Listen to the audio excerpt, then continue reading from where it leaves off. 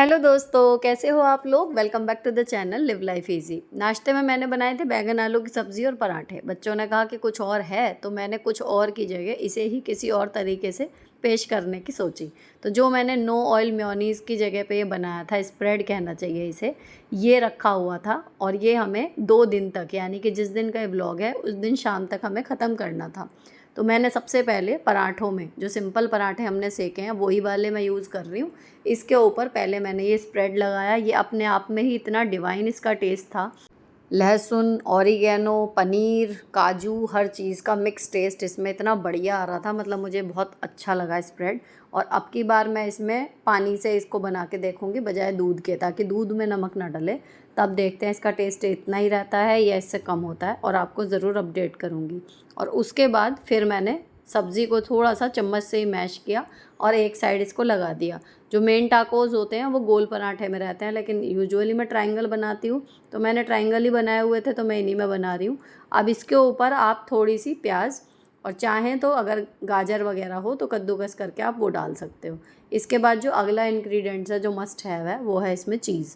तो चीज़ क्यूब मैंने ले ली है छोटे वाले कद्दूकस से। एक चीज़ में ये दोनों पराठे जो हैं वो टाकोस की फॉर्म में आ जाएंगे। आधी आधी चीज़ में अच्छी खासी लेयरिंग जो है वो इनके ऊपर हो जाएगी। और सबसे एंड में पराठे के जब ये सारी चीज़ें डल जाएंगी तो केचप लगाने के 2 तरीके हैं। या तो आप इसको अंदर फिलिंग में ही केचप लगा दीजिए, या फिर अंदर मत लगाइए, साथ में रख दीजिए, तो बच्चे हल्का हल्का केचप जो है वो टच कर करके खा लेंगे। अब दोनों पर मैंने जो है चीज़ ग्रेट कर दी अच्छे से, और उसके बाद अंदर ही लगा दिए इसमें टमाटो केचप। ये करके अब इसको फोल्ड कर देंगे। स्टिक हो जाता है क्योंकि चीज़ है और सब्ज़ी है। इसके बाद हमें इसे दोबारा से सेकना है। तो जो पराठा अभी सॉफ्ट सा था वो तवे पर सिकने के बाद थोड़ा सा करारा सा हो जाता है। जब आप इसे काटोगे तो मतलब ये अपनी हार्ड सी शेप ले लेगा, ये फ़र्क आ जाएगा। और बच्चे जो हैं इसको शौक़ से खाते हैं। तो इस बार मतलब ये मैंने बना के देखा, बिल्कुल पास हो गया, और फरमाइश आ गई कि अगली बार टिफ़िन में भी मतलब टाकोस देना। तो फ़िलहाल मैं इनकी जो टिफ़िन वाली रेसिपी हैं उनमें एक्सपेरिमेंट कर रही हूँ, ताकि कुछ नई चीज़ें आ जाएँ। और मैंने बनाया था सोया पराठा, वो मैंने शूट किया है, इससे अगले व्लॉग में आपके साथ शेयर करूँगी। बहुत ही यम्मी बना था वो भी। और एक मतलब ये है कि ब्रेकफास्ट का ऑप्शन नया क्रिएट हो जाता है इस तरीके से बीच बीच में, अगर अपनी रेसिपीज़ में उलटफेर करते रहें। तो ये एक पराठे में से 2-2 पीस जो हैं वो मैंने कड़छी की मदद से ही जो है वो काट दिए। और फिर इनका ऑनेस्ट रिएक्शन देखा। I don't have any idea कि क्या ही होगा, क्योंकि मैं नहीं जज कर पाती कि कोई सी चीज़ मुझे लगता है कि अच्छी नहीं बनी और ये बहुत तारीफ़ कर देती हैं, और कभी मुझे लगता है कि बहुत अच्छी बनी है और बच्चे फ़ेल कर देते हैं। तो ये नई रेसिपी हो गई पास और मैं हो गई खुश।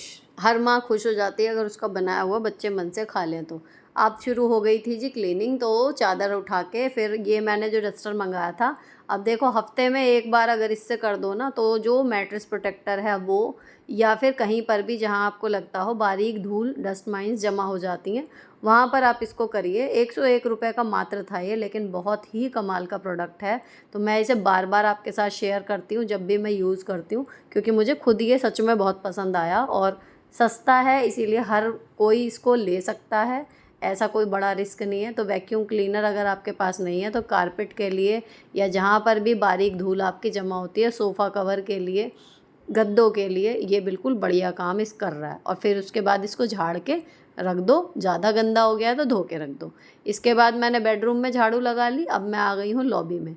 मतलब मैं एक एक कमरा जो है वो ठीक ठाक करती जा रही हूँ, और वहाँ से झाड़ू निकाल के कूड़ा जो है लाती जा रही हूँ, क्योंकि मोटा कूड़ा बिल्कुल ज़्यादा है नहीं, तो थोड़ा थोड़ा करके एक एक कमरा होता जा रहा है। अब मैं लॉबी में आ गई थी। ये डस्टर आज निकाला हुआ था, तो सोफ़े पर मैंने सारी जो ये गद्दियाँ सिर वाली हैं उन पर मार दिया।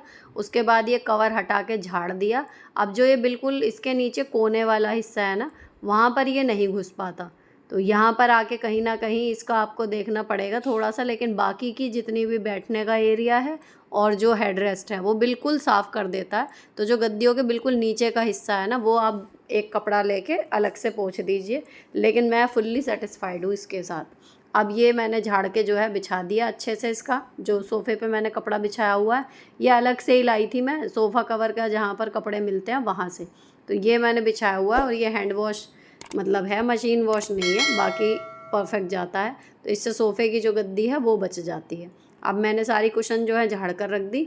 तो जो सोफ़े की जो डीप क्लीनिंग ये वाली जो हुई है, समझिए ये वीक में एक बार ही पॉसिबल हो पाती है, डेली नहीं हो पाती। डेली बस ये है कि कुशन ठीक से अरेंज कर दी और कपड़े पर अगर कोई विजिबल दिख रहा है तो वो एक बार झाड़ के बिछा दिया, लेकिन प्रॉपर ब्रश वगैरह जो है वो वीक में एक बार ही लग पाता है। इसके बाद मैंने पोंछ दी सेंटर टेबल, और सेंटर टेबल पे ये है कि डेली हाथ लग जाता है क्योंकि डाइनिंग टेबल हमारे यहाँ है नहीं, इसी पे खाना वगैरह खाते हैं, तो ये जल्दी जल्दी गंदी हो जाती है। और जो पिंक कलर का इस पर मैंने कपड़ा बिछाया हुआ था रनर, वो मैंने ही खुद ही बनाया था, और वो इन गद्दियों के कपड़े का ही बना हुआ है, एक साथ कपड़ा ला के बनाया था। वो हो रहा था गंदा, तो वो मैंने धोने के लिए निकाल लिया। हाथ से ही धो के ऐसे डाल दूँगी, और बाकी चीज़ें मैंने साफ़ करके इसके ऊपर लगा दी हैं। ये जो आप बीच में देख रहे हो शीशे वाली ट्रे, ये ड्राई फ्रूट्स कंटेनर के साथ आई थी, लेकिन अलग से भी मीशो पर अवेलेबल है 400 समथिंग में, और ये वास भी मीशो से ही है। अब इसके बाद फिर मैं ये जो कपड़ा मैंने निकाला था पिंक वाला, इसको मैंने रख दिया मशीन के ऊपर, क्योंकि लोड लगेगा, लेकिन ये मैं हाथ से ही धो के रख दूँगी, तो ये पहुँच गया सही जगह पे। जब भी मैं कपड़े धोऊँगी तो ये धुल जाएगा। अब जी मैं आ गई थी, झाड़ू लगाने के बाद कंप्लीट हो गई थी, तो फिर मैंने मार दिया पोछा। अब जब से मेड को नीचे के लिए मना कर दिया है मैंने, तब से वापस आप लोग भी सही कह रहे थे, और जो मुझे बार बार फ़ील हो रहा था कि मैंने काम कम करने की वजह से उन पर छोड़ा था, लेकिन उसका नेगेटिव इम्पैक्ट ही पड़ा था। कहीं ना कहीं अब मैं खुद करने लगी हूँ तो वापस रिदम में बॉडी आने लगी है। उसके बाद मैंने निकाल लिए नहाने वाले कपड़े। ये सूट आपके साथ हॉल वीडियो में भी शेयर किया था, सुंदर है, और अब मैंने इसे पहन लिया है पूजा करने के लिए। फ्लिपकार्ट से था ये, लगभग 550 रुपये का शायद था, विदाउट दुपट्टा कुर्ता सेट है। ये जो दुपट्टा मैंने लिया हुआ, ये मैंने अलग से मार्केट से इसका लगवाया था, और जी कॉटन में है, बिल्कुल भी इसमें कलर ब्लीड नहीं हुआ, और साइज़ सारे अवेलेबल हैं, और परफेक्ट फिट है। जब मैंने स्मॉल मंगाया था, स्मॉल के हिसाब से बिल्कुल सही आया था, मुझे इसमें कुछ करना नहीं पड़ा। अब जी पूजा करने के बाद फिर मैं करूँगी नाश्ता। नाश्ता अब लेट ही होता है, क्योंकि घर में ये है कि जब सारा दिन घर में रहो ना, तो फिर यही रहता है कि अभी कर लेंगे, जब भी कर लेंगे, या ये काम भी निपटा लो, वो काम भी निपटा लो, वो वाली बात हो जाती है ना। तो इस चक्कर में नाश्ता थोड़ा लेट हो जाता है। तो लगभग 10 बजने वाले थे, अब मैं नाश्ता कर रही हूँ, बाकी सब लोग जो है नाश्ता कर चुके। तो यहाँ नाश्ता करने के बाद जो अब मेरा काम है, वो थोड़ा सा फ़ोन का काम बचा हुआ है, वीडियो का, जो आज जानी थी, जिस दिन का ये व्लॉग मैं शूट कर रही थी। तो पहले मैंने 1 से 1.5 घंटा वीडियो का काम किया, फिर थोड़ा सा बच्चों का मैथ्स देखा था, वो सवाल कर रहे थे, तो बस मुझे हल्का सा इशारा ही देना था। इतने बज गए 12:30। 12:30 बजे मैं किचन में आई, तो अभी यहाँ पर ना बस एक ही टमाटर पड़ा हुआ है और लौकी, पूरा डिब्बा खाली हो गया था। तो जब भी खाली होता है, इसको धोने के लिए मैं हाथ के हाथ तभी निकाल देती हूँ, और इसको सूखने के बाद वापस लगाने से पहले फ्रिज भी साफ़ कर दूँगी। तो इस तरीके से फ्रिज का नंबर आता है सफाई का।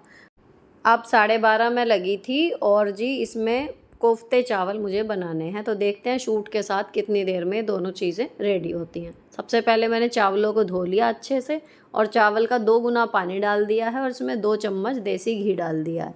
इतना करके चावल का कुकर जो है वो सेट हो जाएगा। इसको ढक्कन लगा के रख देंगे, आधा घंटा इतने ये सोख होंगे चावल, तब तक हमारा बाकी काम निपट जाएगा। तो जब खाना बनाना मैं शुरू करती हूँ चावल के साथ वाला आइटम, तो सबसे पहला काम यही होता है कि चावल भिगो के रख दिए जाएं।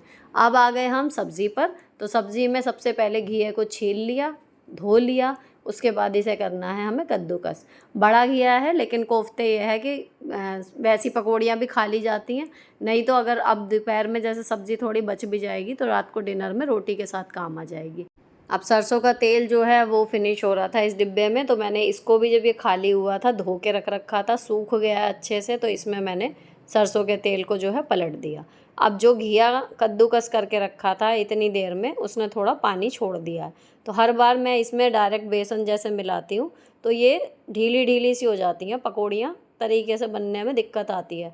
तो इस बार मैंने इसको निचोड़ लिया, और इस पानी को मैं यूज़ कर लूँगी सब्ज़ी में, तो कुछ वेस्ट भी नहीं होगा, लेकिन पकौड़ियाँ जो हैं वो आसानी से बन जाएंगी। तो ये मैंने सारा पानी निचोड़ के घिया रख लिया इसमें, और उसके बाद डाला इसमें बेसन। अब बेसन डाला है तो इसमें मसाले डाल के अब ज़्यादा देर नहीं लगेगी, तो तेल को पकने में फिर भी थोड़ा टाइम लग जाएगा, तो मैंने लोहे वाली कढ़ाई जो है वो रख ली। अब इसमें तेल डालूँगी, इतने तेल पकेगा, इतने मेरा बेसन जो है वो पकौड़ियों वाला वो रेडी हो जाएगा। अच्छा, ये जो तेल का कंटेनर है अक्सर नीचे निशान छोड़ देता है, तो उसके नीचे रखने के लिए आप एक कटोरी का यूज़ कर लो, तो आपकी स्लैब पर तेल का बिल्कुल भी निशान नहीं आएगा। जो निशान आएंगे वो इस कटोरी में ही आएंगे। अब इतने तेल गरम हो रहा है तो बेसन में और मसाले जो हैं वो डाल लेते हैं। लाल मिर्च डलेगी, नमक डलेगा। आप चाहें अगर आपको रूखी थोड़ी बहुत एक्स्ट्रा खाने के लिए हिसाब से बनानी है तो इसमें 2-3 कलियां लहसुन की कूट के डाल दीजिए। थोड़ी सी आप डाल सकते हैं इसमें हींग अगर चाहें, नहीं तो सब्ज़ी में जब छौंकेंगे तब हींग डल जाएगी।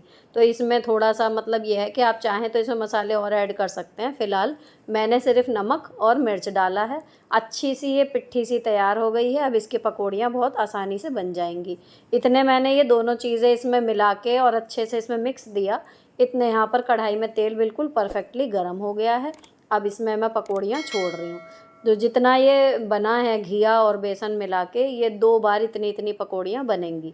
अब पकौड़ियाँ इतने एक बार वाली सेट होंगी, उतने में ग्रेवी के लिए प्याज, टमाटर और लहसुन ये तीनों चीज़ें इसमें मिक्सी में पीस लेती हूँ।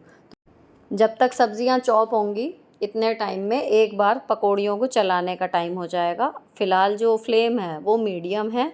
इतने में पकौड़ियाँ ऐसी आंच में अच्छे से अंदर तक सिक जाती हैं, अंदर का बेसन भी कच्चा नहीं रहता।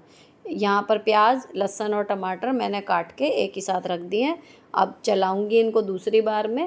पहले पकौड़ियों को थोड़ा सा ट्विस्ट कर देते हैं। तो देखो बिल्कुल अभी अभी हल्की गोल्डन ब्राउन सी हुई हैं और ये अभी सिकेंगे, अभी इनमें और टाइम लगेगा। तो एक बार इन्हें अलट पलट कर दिया और दोबारा फिर मैं कढ़ाई को छोड़कर फिर चली जाऊंगी दूसरी साइड जहाँ पर हमें मसाला पीसना है। तो मैंने निकाल ली मिक्सी और उसके बाद इसमें लगाना शुरू करेंगे तार वगैरह, ताकि ये मसाला हमारा पिस के रेडी रहे।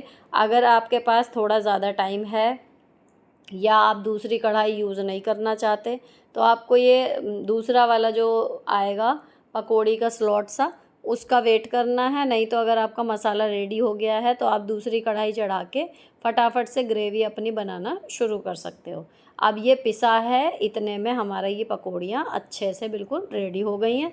इनको उतार लिया, तेल में से निकाल लिया और फटाफट से दूसरी जो बची हुई पकौड़ियाँ थी वो तेल में छोड़नी शुरू कर दी। तो अब यहाँ पर ये वाली तेल वाली कढ़ाई का काम जो है वो लास्ट है। तो अगर मुझे जो है इसमें अभी तेल मतलब छोड़ना है, मैं इस वाली कढ़ाई में सब्ज़ी नहीं बनाऊँगी, तो मैंने दूसरी वाली कढ़ाई चढ़ा ली और आधा घंटा अब हो चुका है। तो तीसरे बर्नर पे मैंने रख दिया चावल का कुकर। तो अब चावल में सीटी लगेगी, उसके बाद प्रेशर निकलेगा। ये दोनों काम जो हैं हमारी सब्ज़ी रेडी होने तक कंप्लीट हो जाएंगे। तो सब्ज़ी और चावल दोनों एक साथ रेडी हो जाएंगे। अब कढ़ाई में मैंने रख दिया थोड़ा सा सरसों का तेल। सरसों का तेल गरम हो गया तो उसके बाद डाल दिया जीरा। जीरा और हींग डालने के बाद आप चाहो तो यहाँ पे लाल मिर्च सूखी वाली भी डाल सकते हो, लेकिन ज़्यादा चटपटा नहीं खाना है तो सादी लाल मिर्च जो डालेंगे वही हो जाएगी। और अब ये हींग जीरा तड़कने के बाद जो हमने प्याज, लहसुन, टमाटर पीस के रखा था वो डाल दिया है इसमें।